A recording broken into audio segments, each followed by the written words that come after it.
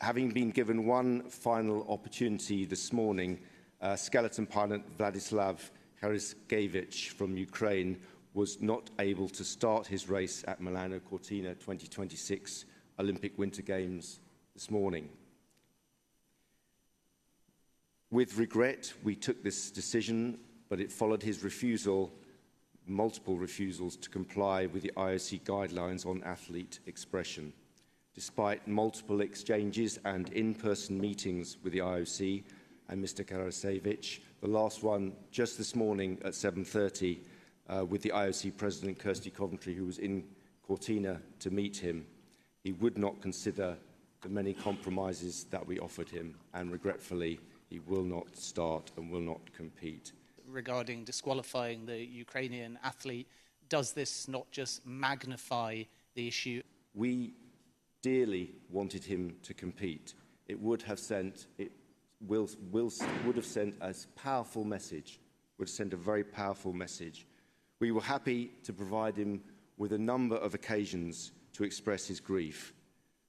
Athletes themselves have asked for a safe space to compete, and this is what we have done. It's not about his message. It's absolutely not about the message that he wanted to give. It's simply the place. We wanted him before and after to express himself, but for that 1 minute of competition, we asked him not to make this expression. There has been some other incidents as well. There was figure skating. We can have a kind of universally agreed way of expressing grief, which is the black armband.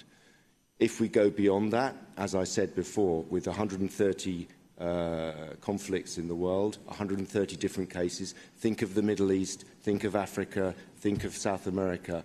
If everyone is allowed to express themselves in that way, beyond a black armband, it will create a field of play which becomes a field of expression.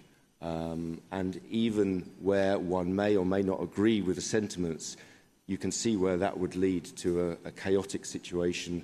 And particularly, I think we were concerned about, and when the athletes formed these rules, it's athletes' rules that came after consultation with 3,500 athletes and virtually all of the athlete commissions around the world, framed by the Athletes Commission, elected Athletes Commission. One of the key points they came up with was that we cannot have athletes having pressure put on them by their political masters to make messaging during the competition. So it's a protection.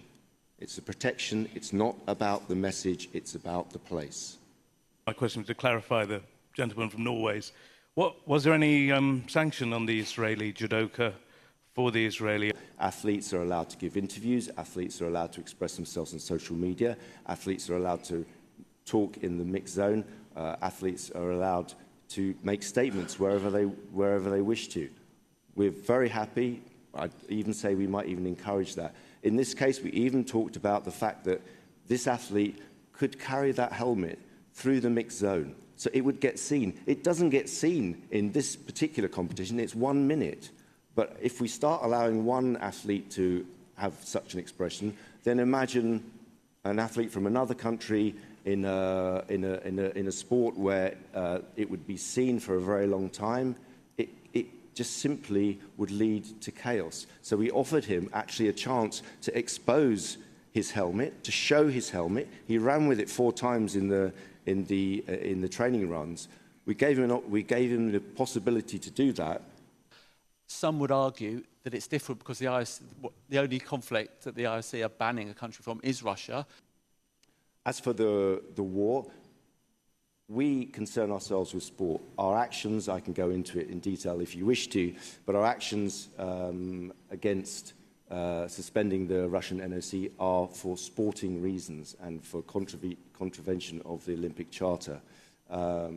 It's clear that we have had in the past a long-running, we've had many issues with the Russian government, that's for sure, in terms of Sochi and so on. But this particular issue, the suspension of the NOC, is not a protest against the war. If we were starting to protest against wars, you would have maybe 5 NOCs here today, and in the summer, probably even less. Because once you start, as a sporting organisation, once we start taking stands against wars and conflicts, there is no end. There is no end. And this leads into partly why we have these guidelines, is because if we start reflecting all of those conflicts in the world on the sporting field, there will be no sport.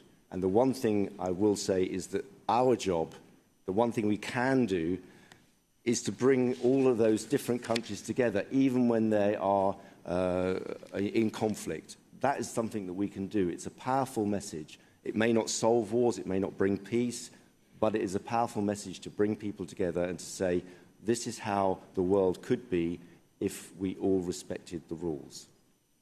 There have been Ukrainian athletes who have shown spontaneous signs of solidarity with Heraskevych, saying, in the end, sport without rules cannot function.